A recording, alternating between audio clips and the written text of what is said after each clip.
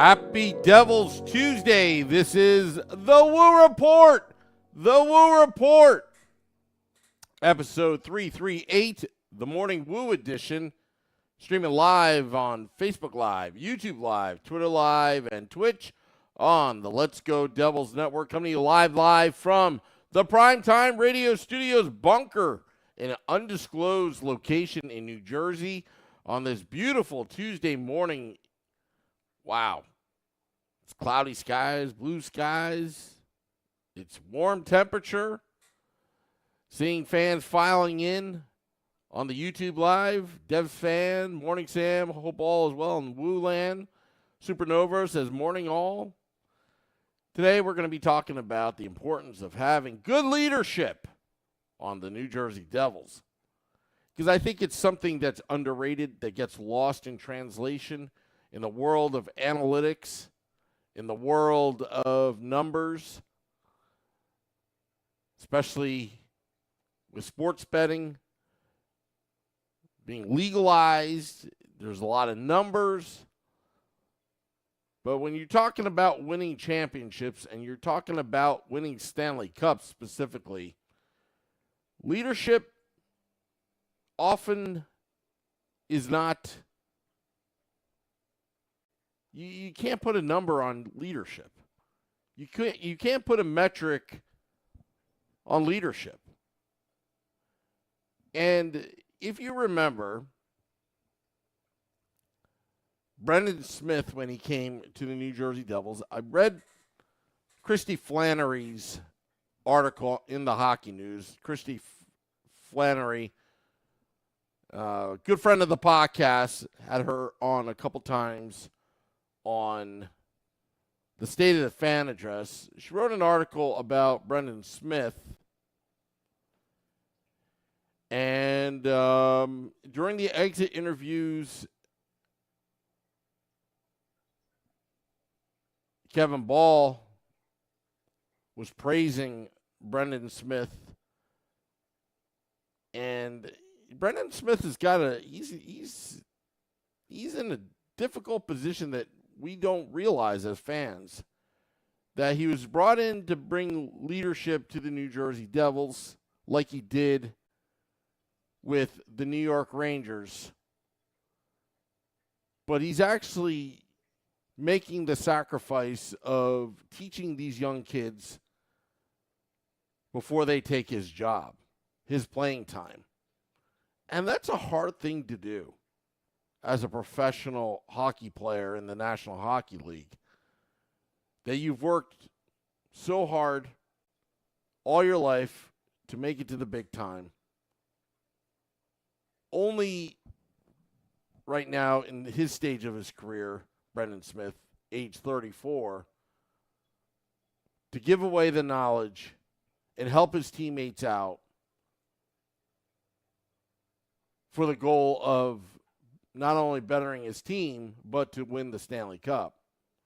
And you don't find players like that too often. And that should be commended. That should be talked about. Because I know oftentimes on social media, there's a lot, why are the Devils putting in Brendan Smith? We've even said that on this podcast.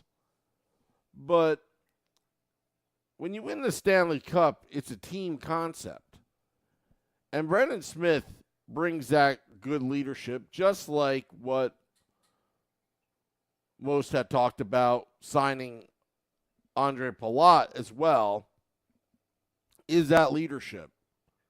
Notice that the Devils have performed this past season so much better than the previous year and the previous few years because they had the right leadership in place. It starts from the top. It starts with the ownership group. They've got the money. They gave the green light. They hired Tom Fitzgerald, or actually parted ways with Ray Shero, hired Tom Fitzgerald as the interim GM, now GM of the New Jersey Devils, if you remember that. Building through the draft, creating a salary cap culture, hiring Lindy Ruff, a veteran coach that has a non-perishable shelf life with the teams that he's coached in his career, like the Buffalo Sabres and Dallas Stars, where he stays more than what Gerard Gallant or Peter Laviolette normally stay for with their respective teams. And that's leadership right there. Lindy Ruff coming into a situation across the river from the New York Rangers as assistant coach. I'm assuming taking low pay to take this team to another level, coming during a COVID uncertainty season and nurturing these young kids along the way, eventually adding on Ryan McGill, Sergey Breland, Dave Taylor, Andrew Burnett on his staff, alongside with Tom Fitzgerald. Tom Fitzgerald promoting Kate Madigan, bringing in some other insightful, knowledgeable hockey people like Megan Dugan as well. That's leadership right there. And don't forget, if you remember, and I'm going to look into this summer, they hired as well, the New Jersey Devils, a performance coach, kind of like a sports psychologist last season. I wonder if he had anything to do with the success of the New Jersey Devils, of this young team that went from worst to first in terms of improvement this season. 40-plus point improvement, which is incredible because nobody predicted it. But that's what the importance of having good leadership does. So I'm reading Christy Flannery's article in the Hockey News, and Brendan Smith, would lose sleep over it because essentially he's basically giving away his job. It's kind of like in corporate America, cutthroat corporate America. And here's an analogy where everything is outsourced overseas and your job is about to get outsourced. Your department is about to get outsourced overseas, and you've got to teach those people overseas how to do your job before they can you. Dennis says, Brendan Smith is intelligent, insightful, and should return. If only as a mentor for the kids, we'll coach a team one day, someday. Agreed.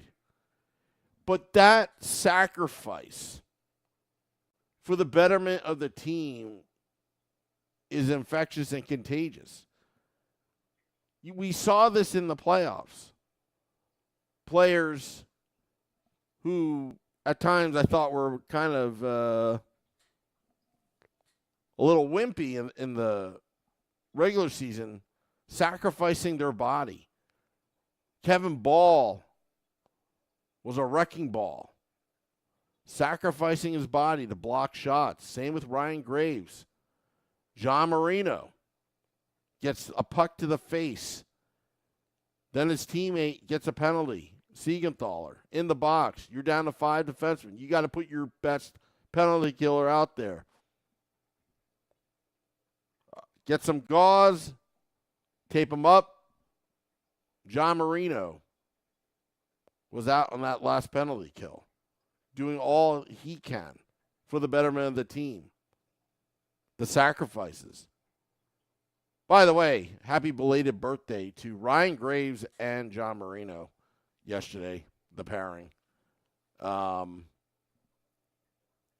defensemen that I enjoyed last season, especially Marino. But you talk about Andre Palat. You also talk about Brendan Smith. Will Tomas Tatar come back with the New Jersey Devils? We talk about leadership. He's well-liked in the locker room, Tatar. He's a decent player, but it's a matter of business and a cap number that's reasonable for the New Jersey Devils. I'm sure Tatar wants to win a cup with this group. There's something special about this group. Jonas Siegenthaler basically took a pay cut, as he said last offseason, to be with this group, knowing that something's going to happen, being in that locker room. He didn't want to miss out. And that's what it's going to take, possibly, for Damon Severson or Ryan Graves or any of these unrestricted free agents to come back. But that's a big sacrifice. But it's important to know that to have some continuity and consistency.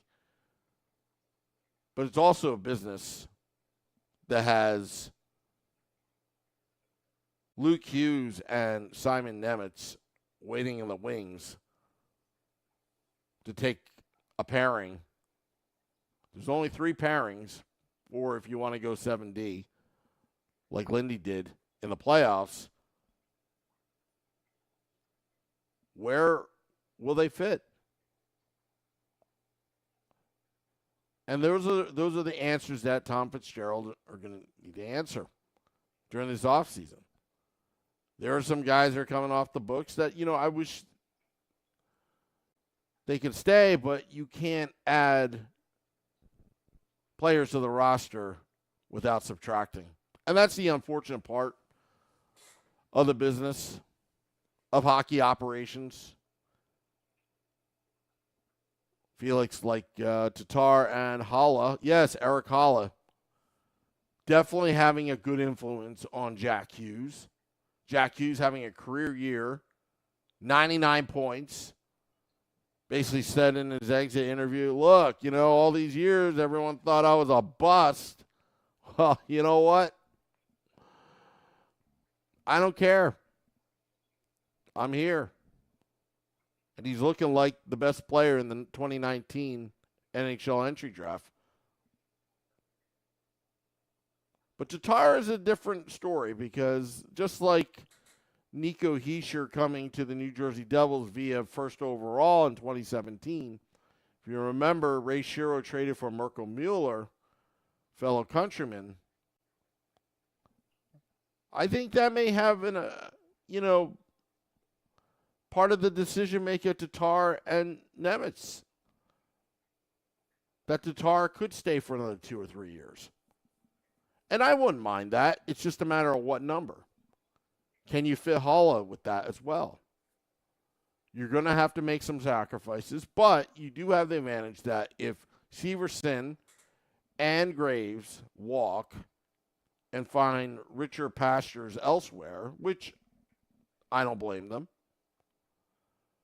you could take advantage of the entry-level contracts of Luke Hughes and Simon Nemec to re-sign some of these players on a 2-year deal. Remember, Fitzgerald was very smart throughout signing 2-year deals where you have basically a 2-year out. There were many 2-year deals that were signed during his tenure since 2020 and didn't burn the New Jersey Devils. And that's good leadership. Strong leadership. And that's what the Devils have, and it should be noted that Brendan Smith, what he's done for the team, what he's done for the young players, preparing them for professional hockey and for the New Jersey Devils, is invaluable. You don't find players like that make sacrifices and know the game inside out. And that's why the Devils signed Brendan Smith. And as fans, we have to be careful when we start yapping online about why Brendan Smith is in the lineup. Why isn't it Kevin Ball? You got to let these kids develop, and you got to let the elder statesmen show them the way before they can go on their own. Good morning, Peter Seifert.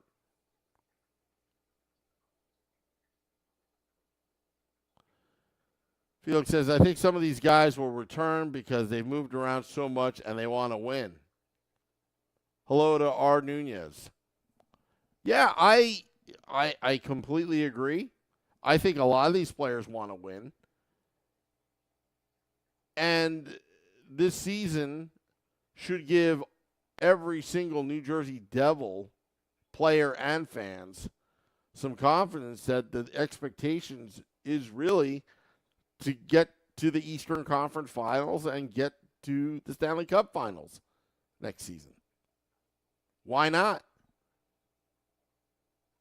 Is it being too ambitious? The 1988 team made it all the way to the Eastern Conference Finals against the Boston Bruins, but the following year in 89,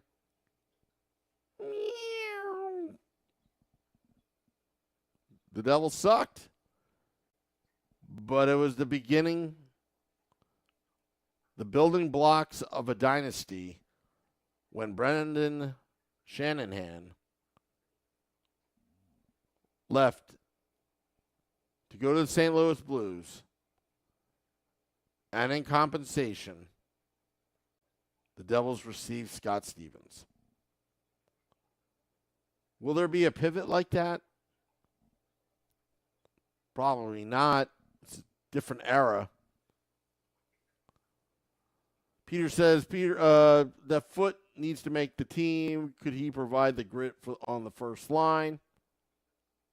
Well, there's something to be said about Nolan Foot. Great pedigree. Dad, Adam Foote, one of my favorite players. Growing up, playing on the Colorado Avalanche, he was a feisty, gritty defenseman.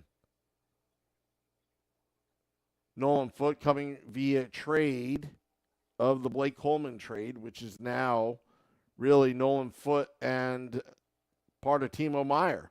Will Timo Meier resign? He should.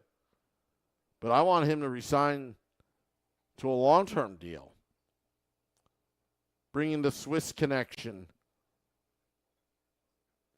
to the New Jersey Devils like the olden days when, I believe it was the Detroit Red Wings that had the Russian connection. The Konstantinov and the Fedorov and those players. Of course, the little Fireboy wants to see Graves stay and win with this group. He could. You never know. You never know.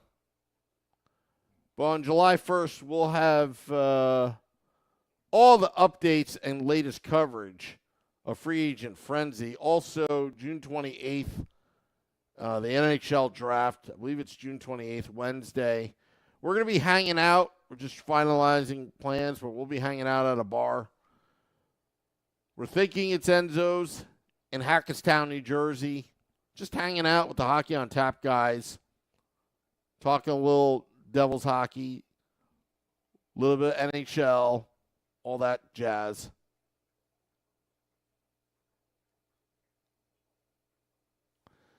Peter Seifer said, last time Devils successful in the playoffs, we had grit. 2012, David Clarkson.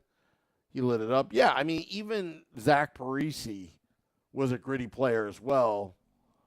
Don't let the size fool you. He had a hard nose around the net. That was a great team. 2012 team was a great team. Unfortunately, the Steve Bernier incident, where I'm still mad about with the refs. But yeah. Want to thank all those tuning in to the Woo Report, the Morning Woo edition. I'm thinking about, as the offseason goes along, changing kind of the format. Want to ask you, the fans, about that. That the Morning Woo will be, yes, it'll be Devil-centric, but we'll talk about other things like, I don't know, current events, world current events. Like the debt ceiling. Will they increase the debt ceiling? Boy, I wish I had that kind of credit card where I had an unlimited credit card and I could buy Devil season tickets for everybody. Wouldn't that be something? All I need to do is just raise the debt ceiling. Would be kind of cool. Anyway. Our Nunez is in fits we trust to make the right moves in the offseason. Steve Engel took off work today. Peter Seifert says, come do a podcast at my firehouse. Peter Seifert, reach out to me on Twitter, DM me, and I'd like to know what you're talking about. Could happen. Could happen. The podcast will travel. Right now, I'm just taking a little break, just like anybody else. I woke up this morning with a Charlie horse. You ever have that? And then your blanket, you're supposed to lift your leg and stretch, and I couldn't because it was trapped under the blankets. Oh, you don't want me going down the pole. I'd probably crash. I'd crash pretty hard. But hey, you never know. Let me know, Peter. Maybe we can make it happen. No promises, but maybe we can happen. I want to thank all those tuning in to the Woo Report. He says, we got some Ranger fans, a great bar, and a working kitchen, says Peter. Oh. You know what I like about a good firehouse is usually they have good steaks at that kitchen. But, of course, I'll be having a salad. Remember that. Peter Seifert. Arnie says, summer podcast tour every weekend. Sam goes to someone else's backyard barbecue. You know, that's not a bad idea. That's how you get free food, right? Not a bad idea, R. Nunez. Meow, meow. That's not a bad idea. Also, Peter, little fireboy Alan Cosman, that would be kind of cool to go up to where he's at up in Canada. I believe, little fireboy, you're in Nova Scotia, right? Anyway, I got to get out of here. I got to get out of here. I got to get out of here. The Woo Tour. Oh, my goodness. You guys come up with the great ideas. But the Morning Woo may have a little format change for the off season. Engine 60, says Peter Seifert. All right, just DM me. I got to get out of here. I'm hitting the music. You know what that means. We're going to close out. Dropping the podcast in about 20 minutes. If you haven't heard, Chico Rush interview. That was a great interview. The other night on the Let's Go Devils podcast. But the Morning Woo, maybe we'll have traffic reports. We're going to change the format a little bit, build it over the off season, and it'll be like the morning skate when the season starts. Still waiting for that schedule. I don't know if, when you try to RSVP for a wedding, when it's on a Saturday in beginning of October, you wonder if that's going to be the home opener. And it's horrible because they went to my wedding. And I'm just hoping that the season starts on October 15th, like this season. But somewhere along the line, I think Gary Bettman and the NHL schedulers are going to screw me. But anyway, we'll talk about that a little bit later. Chico was on fire. That's right, Michael. Thank you, everybody. This is the Morning Woo on the Woo Report. Till next time, let's go Devils.